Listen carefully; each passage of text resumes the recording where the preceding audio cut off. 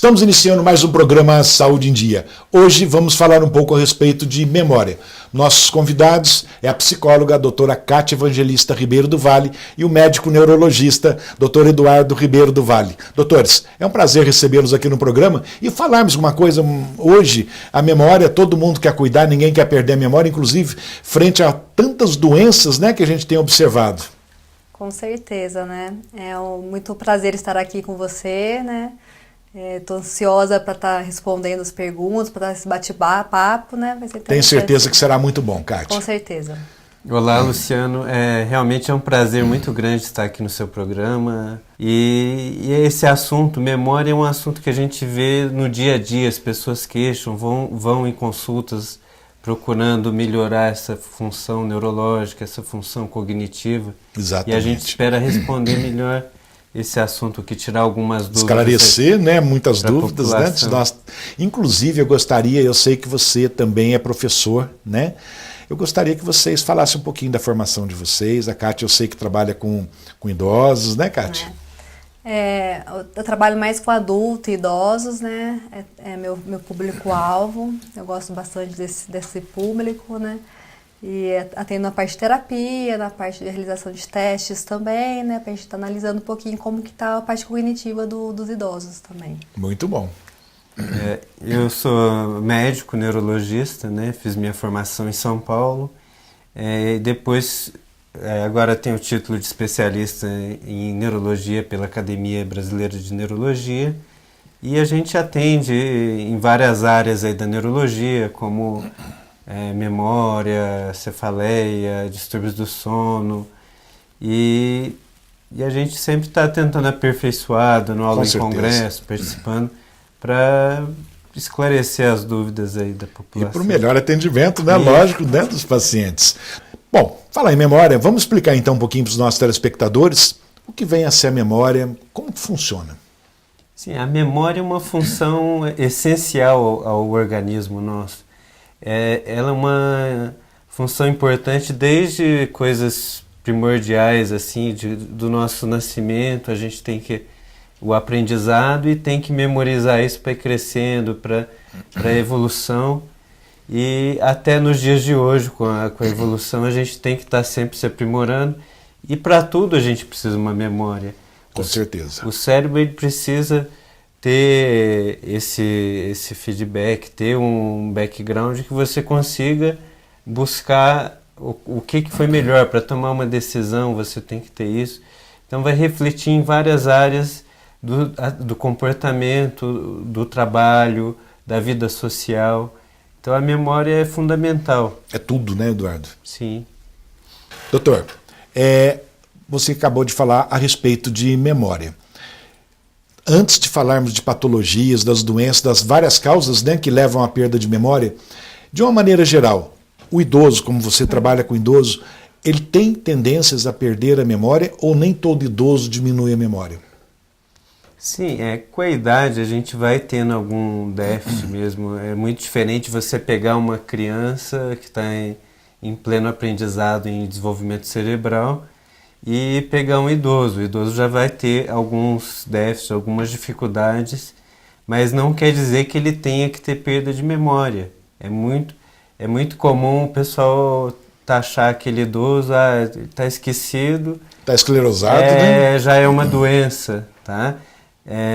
Nem sempre o Alzheimer é uma doença, sim, mas tem muito idoso que não vai ter perda de memória com 90 anos, com hoje em dia 100 anos, com certeza. E tem uma memória boa. Então não é que a idade vai necessariamente levar a diminuição da memória, da memória, mas com certeza não dá para se comparar com um adolescente, alguém que está em pleno desenvolvimento cerebral, em plena atividade, com esse idoso. Então tem uma leve diminuição da capacidade de memória, e aí entra os fundamentos.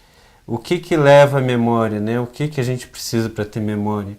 Que aí já é um assunto mais amplo, assim, que a gente tem que ver. Precisamos de atenção, precisamos da parte emocional, precisamos que aquela informação tenha um sentido e que ela vai ser plenamente entendida no cérebro, vai ter ser consolidada nas regiões cerebrais para a memória. Você quer acrescentar alguma coisa, Kátia, a respeito do idoso? Então, muitos chegam lá no consultório e falam assim, eu tenho Alzheimer, eu tenho um déficit muito grande de memória, eu não estou esquecido. Aí a gente aplica os testes para averiguar como que está esse déficit, né? Que às vezes, não tem problema de memória, estou estressado, a parte da ansiedade, da depressão, tem vários fatores que geram também a perda de memória, né? Não só uma demência, né? Tem outros fatores fora, além do biológico, do físico, sim, tem outros fatores psicológicos que alteram a memória, sim, com certeza, né? Aí você falou dos testes. Seriam os testes para avaliação cognitiva? Seria os Como testes. que é feito isso? É uma bateria de testes, né? A gente faz vários testes que analisa cada, tipo uma folha, analisa uma função cognitiva, a parte de memória recente, remota, imediata, a parte da linguagem, da compreensão, né? São vários fatores que a gente analisa nesse teste, né? Além da depressão, da ansiedade, do estresse, da atenção também, que hoje em dia está muito difícil a parte da atenção. Que tem tanta tecnologia que a nossa atenção está muito difusa. Sim. Né? Então o idoso chega lá assim, eu tenho problema de memória, mas com o celular ligado, vendo televisão, o computador, assim, não tem como fixar. Né? Dispersa, né, a atenção. Tudo, né? Então, assim, não é problema de memória, é problema assim, que você tem que fixar no que você está fazendo, tem que escutar o que você está fazendo. Não adianta você falar no telefone e com o celular na mão, você não vai lembrar que foi falar. Com certeza. Aí vira, não esqueço tudo. Mas como que é teu dia a dia? Como que é tua rotina? Então isso varia muito e dá muito problema, né? Que não é problema de memória.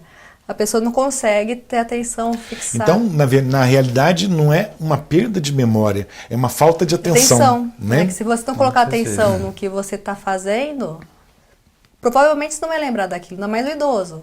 Né? Que já tem o déficit, já tem a parte da idade e tudo.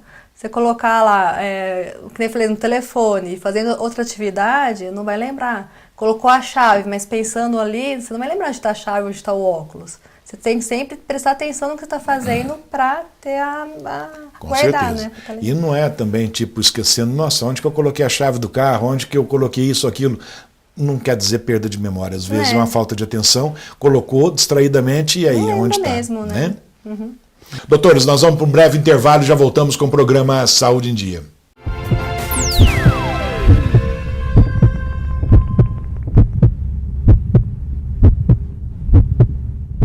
Voltamos com o programa Saúde em Dia, hoje falando um pouco a respeito de memória. Doutores, nós sabemos, agora há pouco, antes dos comerciais, vocês comentaram, né, as partes da memória, alguns fatos, algumas coisas que levam à perda de memória. Então, eu sei que tem algumas patologias. Quais as patologias mais comuns que costumam diminuir a memória? Ou mesmo perdê-la, né? Então, aí são diversas patologias, diversas doenças vão levar à perda de memória. E é importante essa diferenciação para a gente saber se é uma causa que a gente pode tratar ou se vai ter que, a pessoa vai ter que conviver com isso, a gente programar para ter uns cuidados ao longo, se é uma doença progressiva, que a gente vai ter uns cuidados ao longo da vida. Entre essas doenças, a gente pode ver desde depressão, ansiedade, aí que vai mexer com a concentração, até doenças neurológicas mesmo, uma pessoa que teve um traumatismo craniano mais grave, um acidente vascular cerebral, falta de vitaminas, falta de vitamina B12, aquele paciente, aquela pessoa que só come, que é vegetariano, não come vitamina B12, tá? E não faz esse suplemento. E diversas outras causas, entre elas aquelas doenças que a população fica com medo, pessoas idosas, que são as doenças neurodegenerativas, demências. As demências, né? Aí você entra em algumas doenças que vão ser degenerativas, com o tempo elas pioram, e entre elas as mais conhecidas, Alzheimer, o Parkinson mesmo pode depois levar a uma demência, e isso já entra em outro tipo de tratamento. Então é importante, até esses testes que a gente comentou, é importante para fazer essa diferenciação. Que tipo de perda de memória está tendo? E se realmente tem uma perda de memória, perda de né? memória. Isso. Que infelizmente hoje todo mundo, tá com perda de memória, tô com Alzheimer. O idoso nossa, já tá com Alzheimer. Então, assim... Que nem Chegou numa idade, já tem virou Alzheimer, né? Nem criança, mas ele ele tem déficit de atenção, é hiperativo. Então, assim, a gente tem que tomar muito cuidado com isso, porque não pode taxar o idoso já com Alzheimer. Porque às vezes, que nem eu falei assim, há outros fatores que geram essa falta de memória, né? E assim, a gente tem que verificar assim, com exames clínicos, com os testes, para tentar evitar o medicamento, o excesso de medicamento. Tem medicamento também que altera a memória. Então, às vezes a gente entra assim, tá com tanto de remédio, fala que tá com Alzheimer. Mas você vai ver, não é bem isso, né? Tem que analisar certinho para direcionar direitinho o prognóstico, né? O diagnóstico certinho, né? Por outro lado, você precisa também um diagnóstico precoce. Se a pessoa tem uma doença de Alzheimer, se tem uma demência que ela vai piorar, quanto antes você faz esse diagnóstico, muito melhor, né? Você consegue um tratamento mais eficaz, que ela evolua mais devagar a doença, que o paciente tenha maior qualidade de vida. Então é importante ter esses dois lados, que você diagnostique certo e também de uma forma precoce. Por exemplo, falando em Alzheimer, tem alguma dica, alguma coisa que vocês podem comentar com os nossos telespectadores, tipo assim, algum tipo de exercício, de atividade que possa melhorar? Eu acredito que a pessoa, se for desenvolver um Alzheimer, provavelmente vai, mas pelo menos alguma coisa para ou retardar, né, esse aparecimento, ou melhorar a memória. Hoje em dia não há cura ainda para essa doença, né? A gente tem alguns tratamentos, quando é feito o diagnóstico, tem remédios específicos que vão ajudar a retardar a progressão da doença. Na prevenção, o que se conhece hoje em dia, como são várias causas aí que vão influenciar além da parte genética, você tem alguns fatores que influenciam a piora da memória. E entre eles fatores simples, assim, que se você controlar vai ajudar bem a não evoluir isso, como controle da pressão arterial, uma alimentação saudável, evitar tabagismo, fazer exercício físico. E tem outra coisa que chama reserva cognitiva cerebral. Aquele paciente que estuda, aquela pessoa que a vida inteira aprendeu coisas diferentes, que não ficou só numa rotina, é constatado que ele tem uma capacidade maior de se proteger um pouquinho contra a doença. Não que a pessoa não vá estudada, desenvolver, né? Que tem uma formação grande, não vai ter, mas tem um fator de proteção grande. Que já ajuda e muito, né? Tem sempre estar desenvolvendo essa parte neurológica, né? Fazendo jogos diferentes, e tem que ser coisas diferentes. Não pode ser aquela coisa, eu sei costurar, não adianta. Tem sempre que conseguir coisas novas para exercitar o cérebro mesmo, né? Agora há pouco, acho que foi você, Kátia, que disse que a depressão também pode interferir na memória. Então, estava falando de Alzheimer. O Alzheimer, todo paciente de Alzheimer pode desencadear uma depressão? E a depressão pode interferir na memória? Não Alzheimer, só a depressão. Então, a depressão e a ansiedade, elas podem piorar a parte da memória, né? Se a pessoa está muito depressiva, está muito fechada nela mesma, ela consegue dar essa piora na memória. Assim como a ansiedade também. A pessoa muito ansiosa, muito eufórica, ela não consegue guardar, armazenar as coisas que ela está fazendo, né? E também o outro fator também é o estresse, né? O estresse, a tensão também são fatores que prejudicam muito a memória, né? É uma coisa assim que a gente vê que na clínica, principalmente, a gente analisa isso, a pessoa chega muito ansiosa, muito depressiva, a gente começa a tratar com reclamação da memória, com problema da memória. A gente começa a tratar a parte da ansiedade, da depressão, a gente vê que tem uma melhora na memória também. E esses testes vocês fazem na clínica de vocês. A gente faz. Né? Para quem não os conhece, marido e mulher. Né?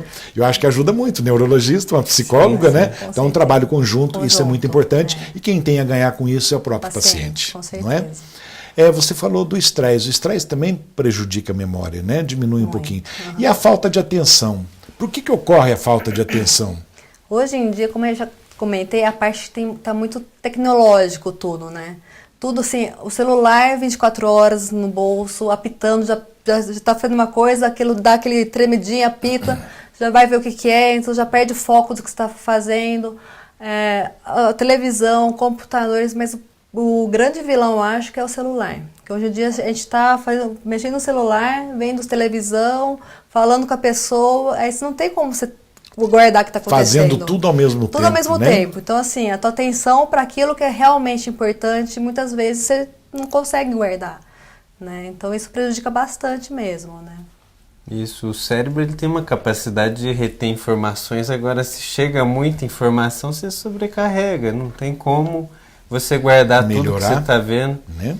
E não ter consequências, então você tem que dar prioridades, e o ideal é você ter uma paciência assim, de não fazer tudo ao mesmo tempo, não tem jeito de você concentrar uma coisa e tá fazendo outra, tá olhando o celular e tá vendo TV e quer lembrar de tudo que você tá fazendo, tem as contas para pagar.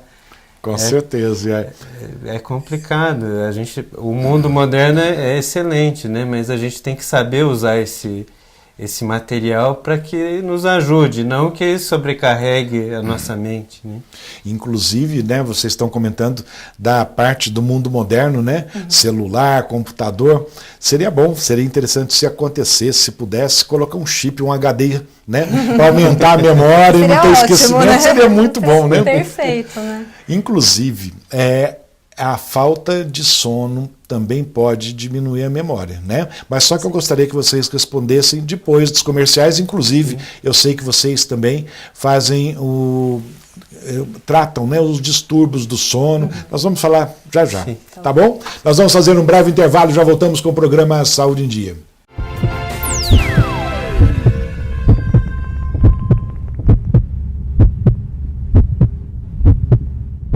Voltamos com o programa Saúde em Dia. E hoje com os nossos convidados, Dr. Eduardo e doutora Kátia.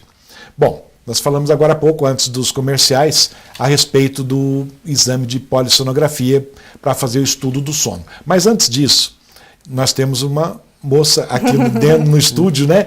E eu gostaria que você, como mulher, respondesse, você como neurologista.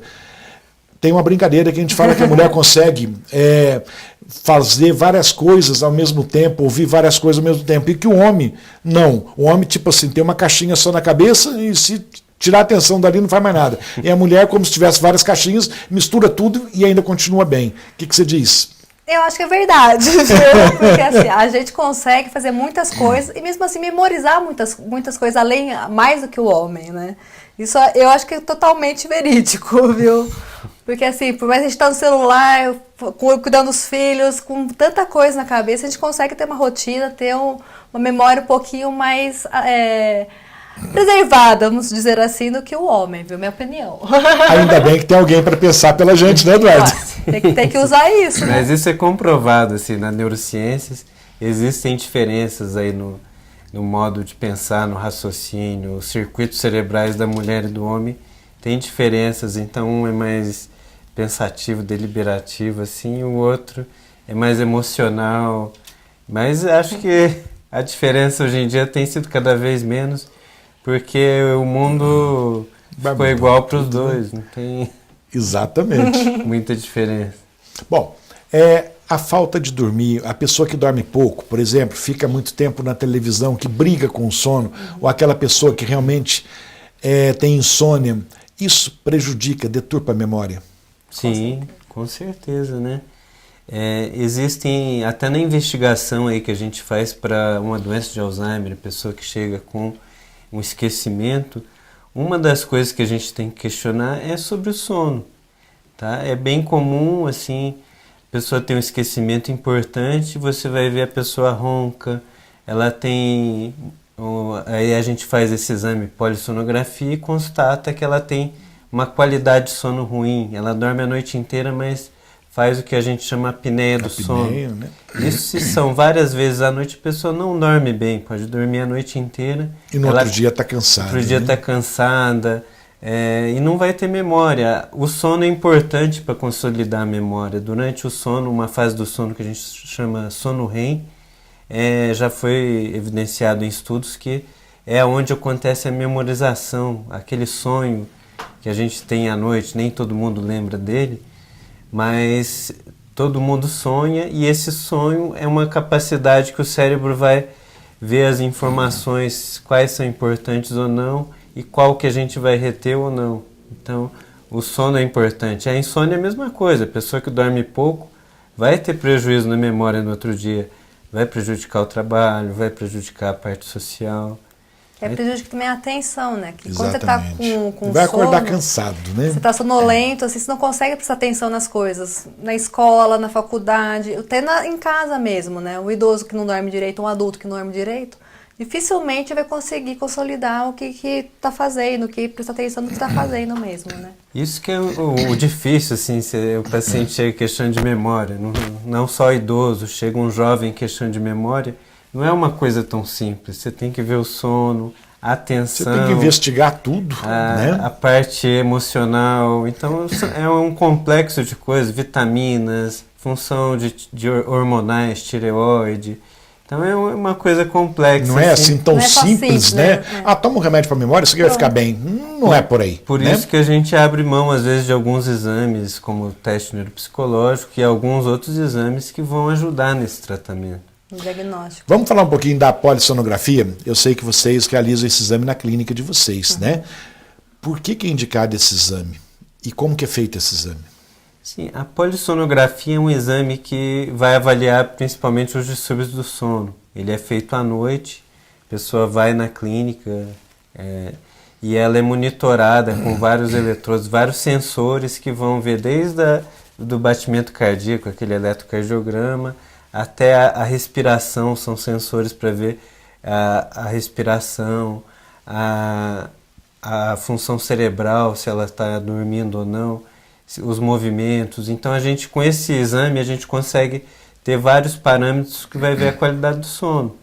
Aí você consegue diagnosticar a apneia do sono, que é essa pausa respiratória durante o sono por alguns segundos, que pode até faltar oxigenação para o cérebro. Tem outros distúrbios como o movimento de pernas, tem gente que repuxa a perna e acaba atrapalhando o sono, ou movimenta muito, ou a pessoa que não dorme mesmo, que tem uma insônia. Então você consegue ver a causa do problema chegar do num sono diagnóstico. E a qualidade, porque a gente passa geralmente 8 horas, 7 horas do nosso dia dormindo. E se isso não for com uma qualidade eficaz, a gente vai ter consequência não só para a mente, para a memória, mas para o coração, aumenta risco cardiovascular de infarto, de acidente vascular cerebral.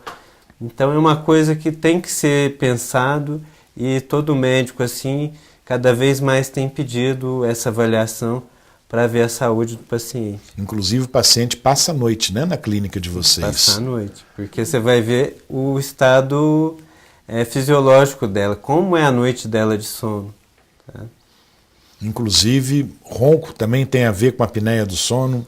Sim, o ronco é sinal que o ar está com uma obstrução. Quando a pessoa está roncando, o ar não está passando de uma forma eficaz pela via aérea e chegando ao pulmão. Então, quando a pessoa ronca muito alto, tem alguma coisa bloqueando essa passagem de ar. E o que acontece? Se esse bloqueio, a obstrução piora, às vezes a pessoa tomou algum remédio, algum calmante, a pessoa está mais cansada ou com um peso acima do peso, ela vai ter uma obstrução maior ou mesmo um resfriado. E isso, além do ronco, vai obstruir tanto a via aérea que vai parar a oxigenação para o pulmão. Isso, se dura mais que 10 segundos, assim, dura um tempo grande, já vai ter consequência para o corpo. Ainda mais se forem várias vezes à noite. Na opinião de vocês, o papel da família é importante nesse paciente com perda de memória, ou mesmo o tratamento do Alzheimer, todas essas patologias, essas doenças que levam à diminuição da memória?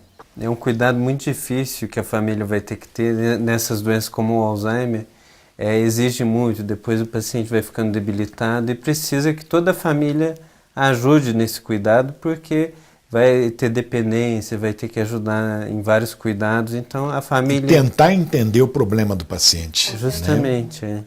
Doutores, eu gostaria que, se possível, vocês deixassem uma mensagem para os nossos telespectadores, pode ser? Em primeiro lugar, eu quero agradecer novamente o convite.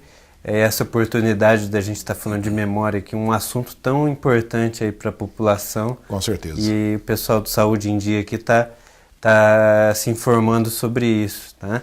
Como mensagem, eu gostaria de dizer para todo mundo aí cuidar aí da saúde, praticar atividade física, ir regularmente no médico e claro que se suspeitar que tem algum problema de memória, não deixar de procurar um especialista e ver uma análise mais detalhada para ver se tem algum motivo aí para preocupar ou não, tá? E fazer o tratamento adequado. E você, Kátia, qual a mensagem que você deixa para os nossos telespectadores? Então, muitos chegam lá no consultório e falam assim, eu tenho Alzheimer, eu tenho um déficit muito grande de memória, eu não estou esquecido. Aí a gente aplica os testes para averiguar como que está esse déficit, né? Que às vezes, não tem problema de memória, estou estressado, tá a parte da ansiedade, da depressão, tem vários fatores que geram também a perda de memória, né? Não só uma demência, né? Tem outros fatores fora, além do biológico, do físico, sim, tem outros fatores psicológicos que alteram a memória, sim, com certeza, né? Doutor Eduardo, muito obrigado pela presença. Doutora Kátia, muito obrigado pela presença. Foi um prazer recebê-los aqui no programa Saúde em Dia. E eu gostaria de deixar uma frase, como todo o programa, para os nossos telespectadores, que recordar é um sinal que você não apenas passou por uma vida, mas sim pôde viver momentos que valeram a pena serem vividos. Fiquem com Deus e até a próxima semana.